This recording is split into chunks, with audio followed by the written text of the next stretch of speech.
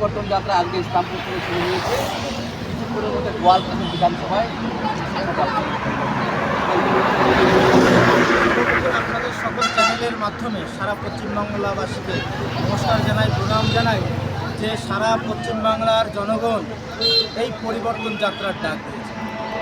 বিজেপির পরিবর্তন যাত্রা শুরু হয়েছে মালদা বিভাগের ইসলামপুর থেকে। আর কিছুক্ষণের মধ্যেই গোয়ালপুরে তা উপস্থিত হবে। আমরা সকলে দাঁড়িয়ে আছি।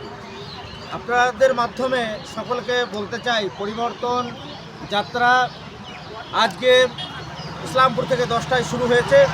ভিড় লোকের এমন উপচে পড়া ভিড়, যেখানে এখানে আসার করার জন্য 10:30 আপনারা দেখেন 12টা পার হয়ে গেছে। মানুষকে সরে ফেলানো যাচ্ছে না, এত ভিড়। মানুষ স্বতঃস্ফূর্তভাবে ভালোবাসছে এবং সমর্থন করছে, তারা পরিবর্তন চাইছে।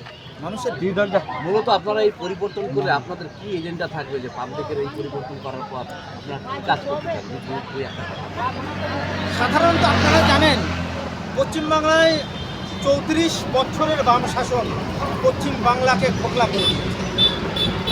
পশ্চিমবাংলার 34 বছরের যা ক্ষয়ক্ষতি করেছে বাম সরকার, তার থেকে আরও কয়েক গুণ বেশি করেছে পশ্চিমবাংলার এই তৃণমূলের সরকার। 15 বছরে পশ্চিমবাংলাকে সাধারণ আমাদের যারা বেকার ছেলেপেলে আছে, যারা ছেলেমেয়ে আছে পশ্চিমবাংলায় একদম পঙ্গু করে বসিয়ে দিয়েছে রাস্তায়। তাদেরকে এখন ওই 1,500 টাকার একটা ভিক্ষার ঝুলির মতো তারা রাস্তায় বসে আছে ওই 1,500 টাকার জন্য।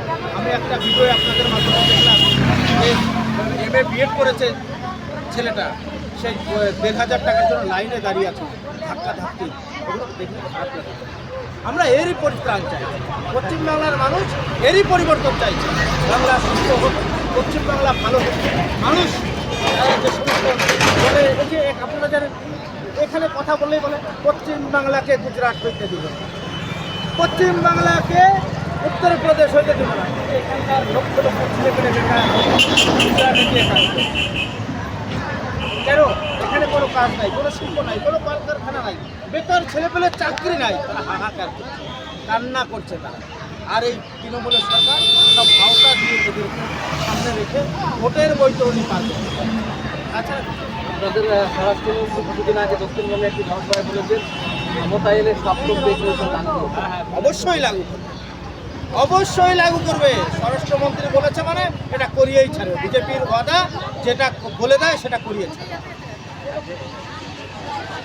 ভারত মাতা কে জয়, ভারত মাতা কে জয়।